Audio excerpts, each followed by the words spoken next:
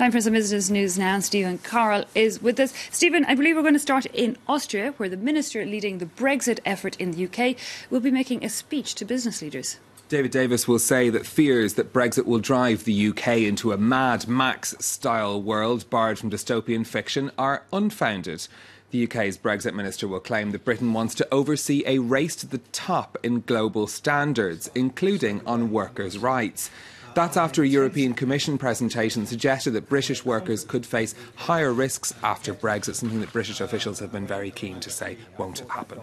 I'm sure that's not the end of your Brexit talks, but let's move on to Latvia now, where the head of the country's central bank has been implicated in a corruption investigation. Ilmars Rumšević is under investigation for allegedly soliciting €100,000 in bribes. That's according to anti-corruption officials.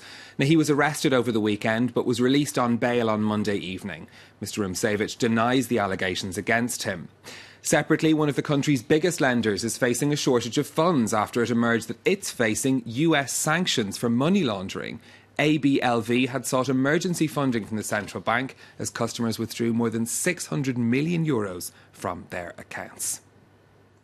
Some big companies reporting results today. Let's take you through some of the highlights. Europe's biggest bank, HSBC, doubled its pre-tax profits last year to over $17 billion. The jump in earnings comes after a massive overhaul at the lender, which saw it lay off thousands of staff and sell its Brazilian operations.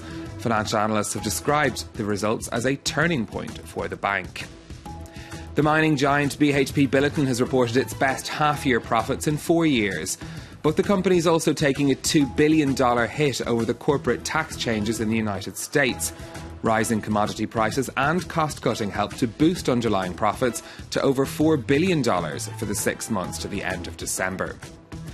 And Italy's second largest airline has announced a new expansion in an effort to pick up business from Alitalia, which is undergoing bankruptcy proceedings. Meridiana has been rebranded as Air Italy with the backing of shareholder Qatar Airways.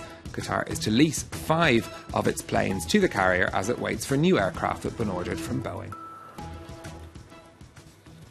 And here in France, Stephen, a massive new wholesale market for Chinese textiles has opened in the southern port city of Marseille.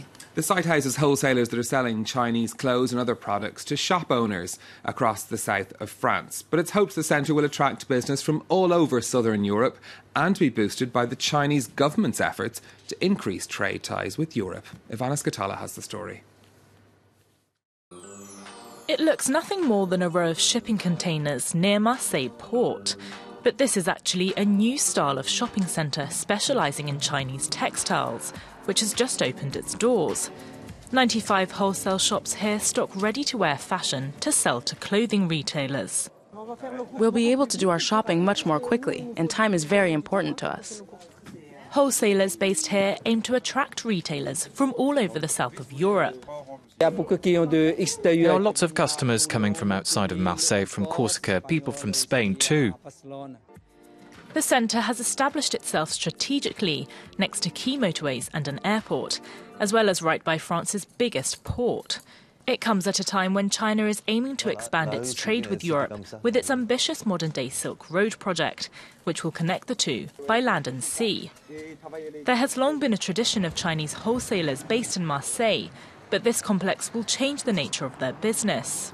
This type of investment will allow the Chinese market to find partners from abroad.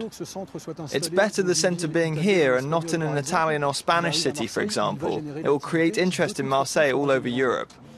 The project, which cost €17 million, was financed by a French investor.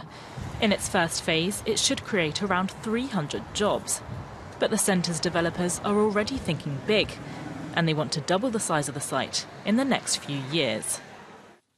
Well, let's take a look at what's happening in the markets for you next. Here in Europe, shares opening with some modest gains. Banks seeing the major falls, though. HSBC starting the day down around 2.7%. Now, that's despite its hike in profits. The figures were still less than the markets had been expecting. BHP Billiton investors not too impressed with their results either. Their shares down over 2% in London.